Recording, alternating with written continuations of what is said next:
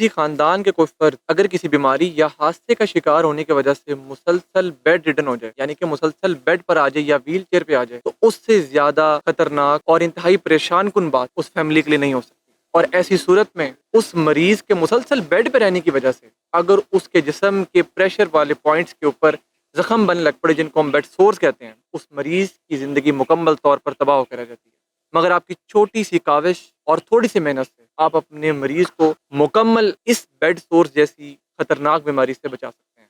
Bed source basically وہ زخم ہوتے ہیں جو کسی مریض کے مسلسل ایک لمبے عرصے تک بیڈ پہ لیٹے رہنے یا ویل چیئر پر بیٹھے رہنے سے بنتے ہیں۔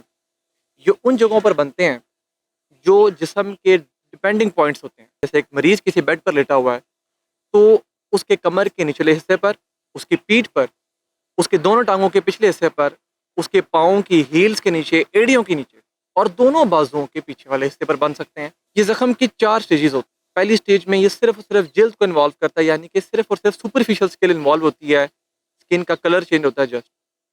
دوسرے حصے میں، دوسری سٹیج میں جب یہ اگریس کرتا ہے تو یہ اسکل کے جلد کے نیچے والے حصے کو بھی انوالو کرتا ہے، اور اس صورت میں صرف پریشر ریلیو نہیں بلکہ آپ کو ڈریسنگ بھی کرنی پڑتی ہے ڈیلی بیسس پر۔ سٹیج 3 میں یہ فیٹی لیئر کو انوالو کرتا ہے، اور اس کے انوالو ہونے کے بعد صرف ڈریسنگ کے کام نہیں بنتا بلکہ روزانہ بیسس پہ صفائی بھی کرنی پڑ سکتی ہے۔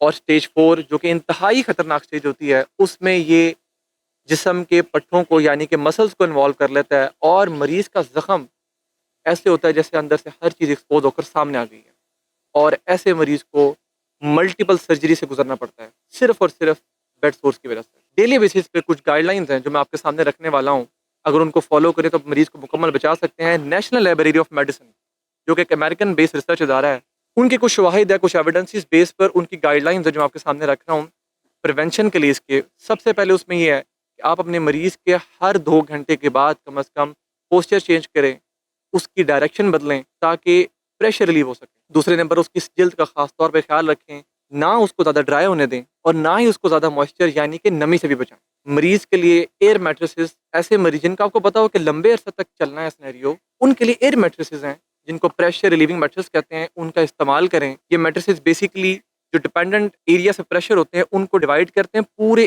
جنرل ایریا جو میٹرس ہوتا ہے اس کے اوپر، تو پریشر ریلیو ہو جاتا ہے اور زخم بننے سے مریض بچ جاتا ہے۔ ایئر میٹریسز کے علاوہ آپ پیشنٹ کو ڈیلی بیسس پر اچھے طریقے سے انسپیکشن کریں۔ اگر آپ کو لگتا ہے کہ آپ کو کوئی ایسے جلد پہ پیچ ملے گا جس کے اوپر کوئی آلٹرنس ہوئی ہے یعنی کہ چینج ہو رہا ہے کلر کا، یا آپ کو سویلنگ ملتی ہے یا ریشہ ملتا ہے، تو فوری طور پہ چوکنا ہو جائیں اور اس زخم کی ڈیلی بیسس پہ صفائی کریں اور اس کی ڈریسنگ کریں۔ اور ایسے مریضوں کے اندر ایسی ڈائٹ ایڈ کریں، ایسی نیوٹرینٹس ایڈ کریں جو جلد کے لیے بہت اچھے ہوتے ہیں۔ For example high protein diet دیں، انہیں زنک دیں، وٹامن سی کا استعمال کروائیں۔ اگر بیڈ سورس کا خیال نہ رکھا جائے تو یہ لوکلائز انفیکشن ایبسس بنا سکتی ہے، وہاں پر موجود جو جوائنٹ ہیں، بونز ہیں، ان کی انفیکشن کروا کے ان کو مکمل طور پر خراب کر سکتی ہے۔ اس کے علاوہ یہ جنرلائزڈ انفیکشن بھی باڈی میں کریٹ کر سکتی ہے جس کی وجہ سے مریض کی جان بھی جا سکتی ہے، جس کو ہم سیپسس کہتے ہیں۔